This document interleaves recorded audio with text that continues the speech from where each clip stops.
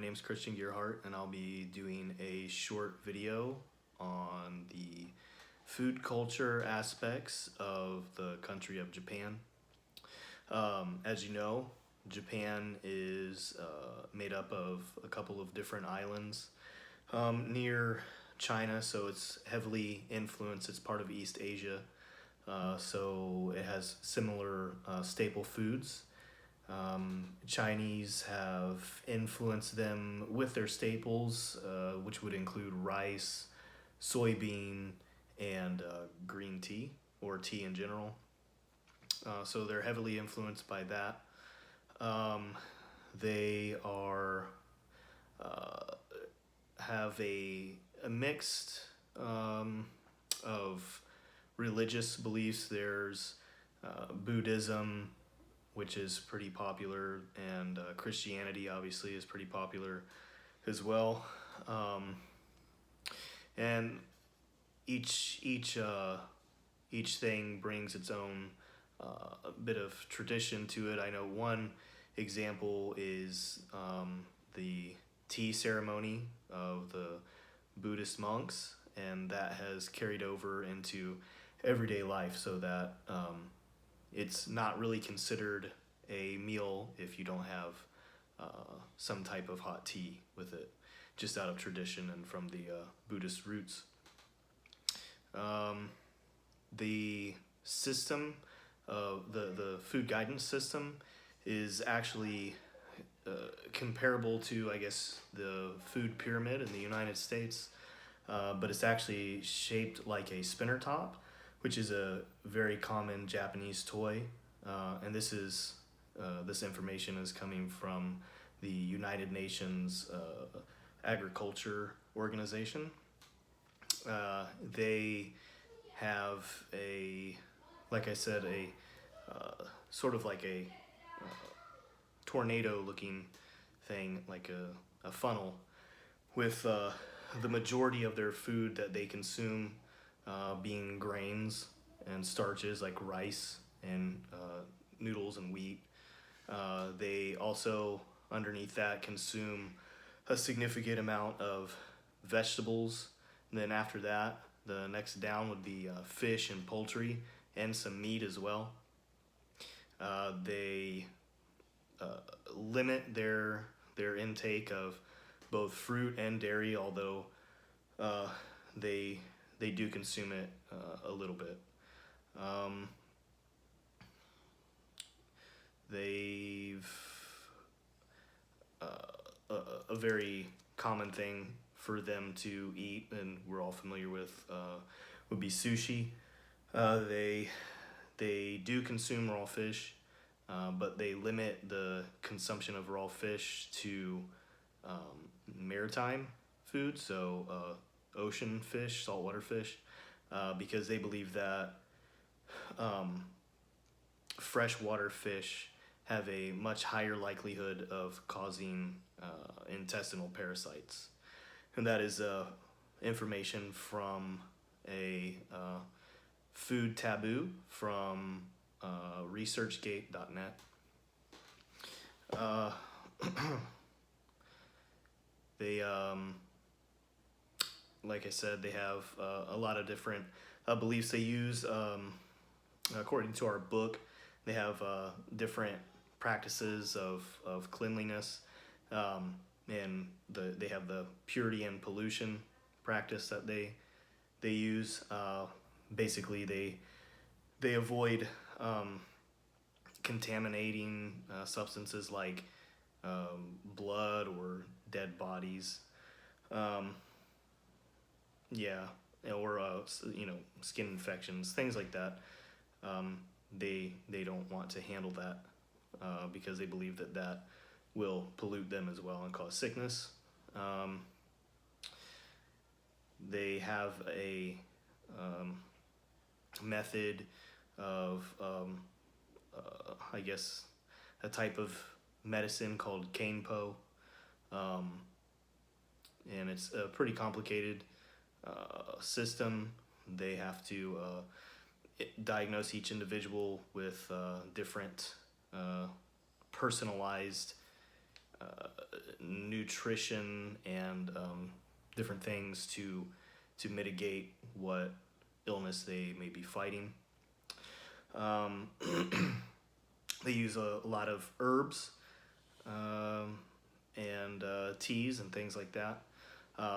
Something that has recently caught on in Japan, and this is in our book, and this is in um, sources in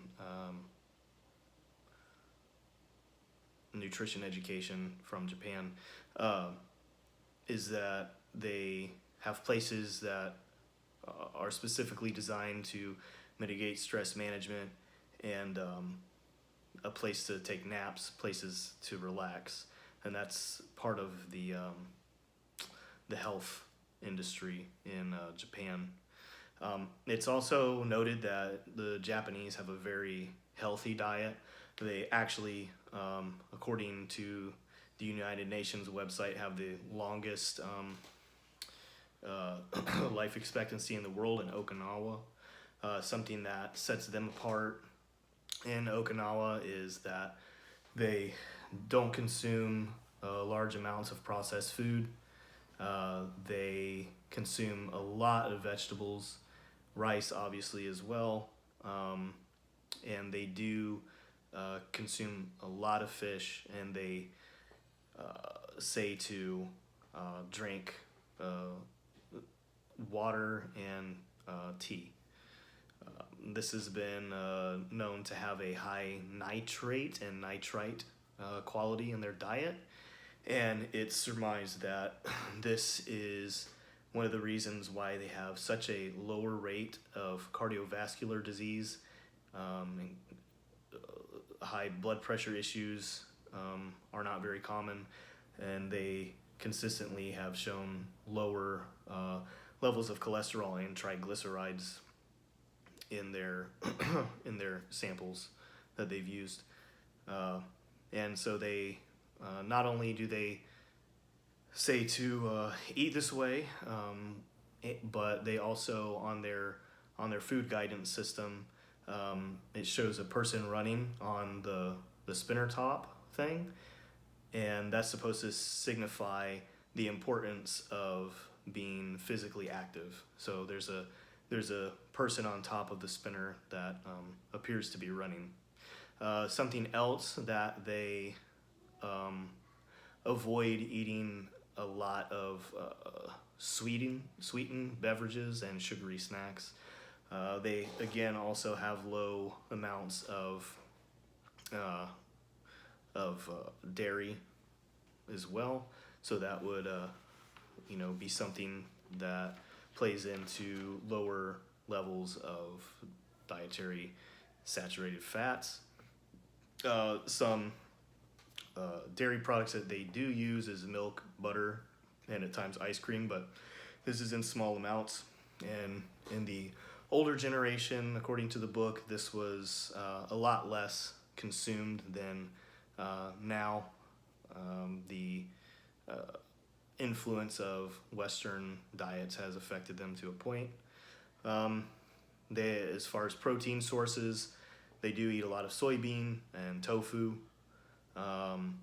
They also eat animal products as well, like beef, pork, and chicken, just like everywhere else in the United States, I should say. They do have a high emphasis on grains, so they'll get a lot of fiber from that, which is obviously, it's well known that fiber helps to lower cholesterol levels. They do have wheat, rice, buckwheat, and millet are common grains that they'll eat according to the book. They don't have a lot of fat.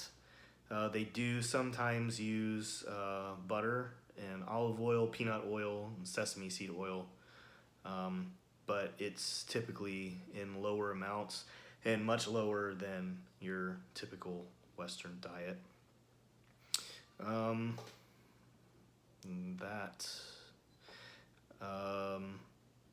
Another food taboo that I read about was, which is kind of interesting to me, is the blowfish. It's considered a delicacy and very sought after in Japan, but it's also somewhat controversial. To some, it's a taboo because of the toxicity that is possibly present if not prepared correctly. So many people are actually afraid of eating blowfish and avoid it, whilst others seek it out. So that's kind of a taboo yet a delicacy at the same time, which is interesting. I think it's one of the few places I think that you will see where a culture is divided in how they perceive a certain food as being taboo or a delicacy. So I found that pretty interesting.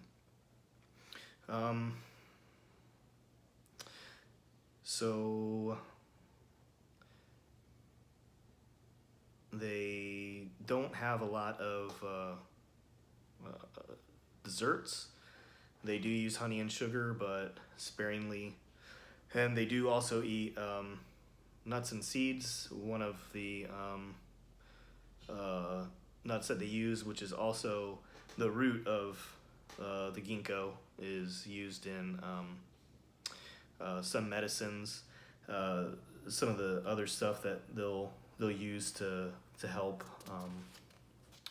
with sicknesses are a different type of misos. So a example of a typical Japanese food could be something like rice with, this could be dinner, rice with some type of green leafy vegetable or green vegetable stir fried, bamboo shoots perhaps as well thrown in there, and they try to balance the seasoning out so that it's not too spicy. They believe in the hot and cold balance as well, to an extent. And then they have miso soup that you could have as well along with dinner. And they've actually, something that I've experienced at Japanese restaurant is a green tea ice cream, which is actually pretty good. I was surprised. It's a little strange looking at first, but if you try it, it actually has a good flavor.